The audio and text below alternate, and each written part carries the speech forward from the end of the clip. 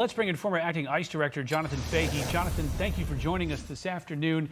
How does something like this happen and keep happening? Yeah, this is so outrageous if you think about it. Well, he came in under the Biden-Mayorkas open border scheme where they basically encouraged everyone to come to the border, telling them they would get released into the country with simply notices to appear. And then all of these people came in here. And then you have the second thing, the second political part of this is the sanctuary cities, which in Washington and throughout the country, you have these Democratic sanctuary cities that would rather release a criminal out into the street to prey upon the American citizens rather than deport them.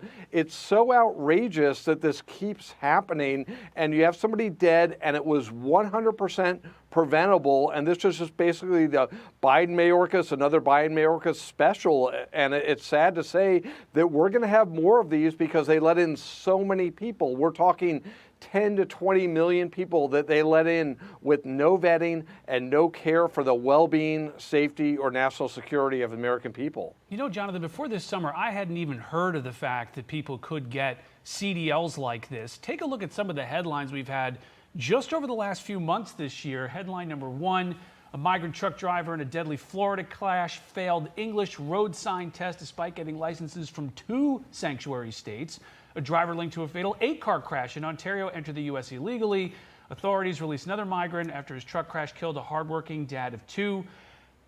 Is there something the Department of Transportation can do to review these licenses, or are all these essentially state-based in a big web of 50 different licensing agencies? Well, it's sort of both. The states issue them, but they are supposed to follow the regulations and rules of the Department of Transportation. And that's what Sean Duffy has been all over. I think he suspended about 17,000 of these in California, which is one of the biggest culprits in this whole scheme, because it doesn't seem like they have any real safeguards to issuing these licenses. And it's not really surprising because they give everything else to illegal aliens as well. So you wouldn't think they would do anything to prevent them from getting commercial driver's license.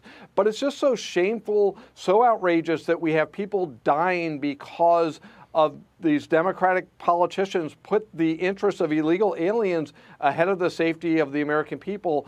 And it should be hard to get a commercial driver's license. You should have to, at very least, speak the language and know how to drive one of these trucks.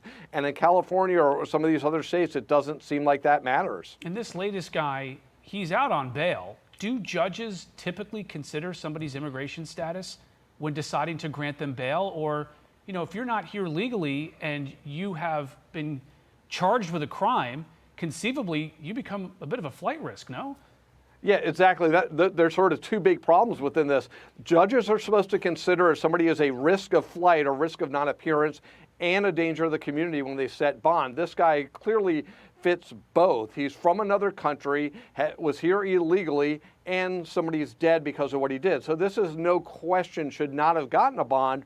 And then you have on top of that the sanctuary jurisdiction in Washington that won't even bother to pick up the phone and tell ICE they'd rather release him back in the community. It's so outrageous and such a disservice to the American people. It's hard to even imagine why these things keep happening, but in fact, they keep happening over and over again. Is there something Congress can do? I would think there are things that could be done, which I think would be most effective is to find ways to limit funding to sanctuary cities, because when you could take away money, a lot of things follow from that. So I would think Congress, when they pass laws, pass funding for certain law enforcement activities, suspend it to places that are sanctuary cities, because they can incentivize it through the pocketbook and hopefully do something with that. And this administration has been great on that. And next year, we're going to have a lot more resources coming into it to really go after these sanctuary cities and people that are putting the American lives in danger. Well, we're hearing from the Trump administration that there's going to be an expansion in their immigration crackdown. How much of that appropriation that Congress passed in the big, beautiful bill is going to turbocharge what the administration is trying to do on deportations?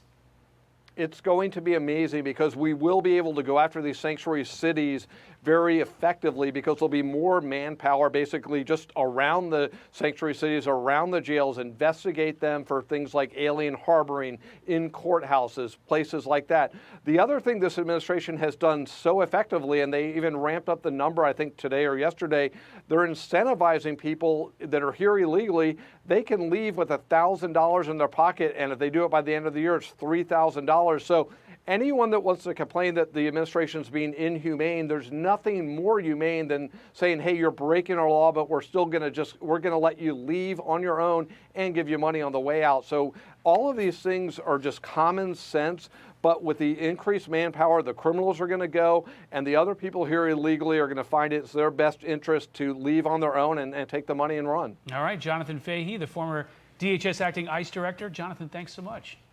Thank you. Hey, Sean Hannity here. Hey, click here to subscribe to Fox News YouTube page and catch our hottest interviews and most compelling analysis. You will not get it anywhere else.